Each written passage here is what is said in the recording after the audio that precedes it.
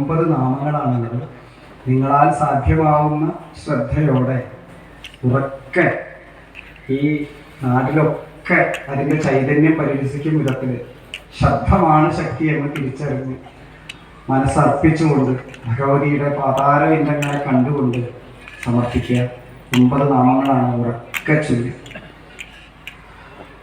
ഓം അവ്യാജ കരുണാമൂർത്തയേ നമഃ.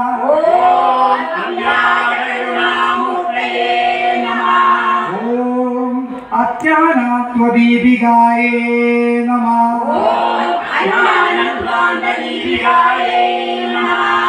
ഓം ആപാലകോപവിദിതായേ നമഃ.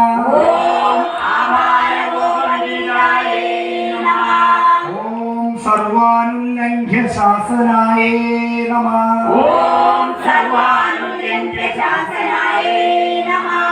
ഓം ശ്രീചക്രരാജനിലയായേ നമഃ.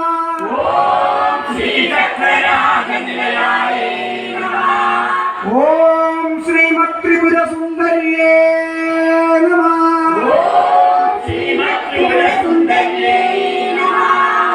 ഓം ശ്രീ ശിവായേ നമഃ. ഓം ശിവശക്തി സ്വരൂപിണ്യേ നമഃ. ഓം ശിവശക്തിൈക്യരൂപിണ്യേ നമഃ.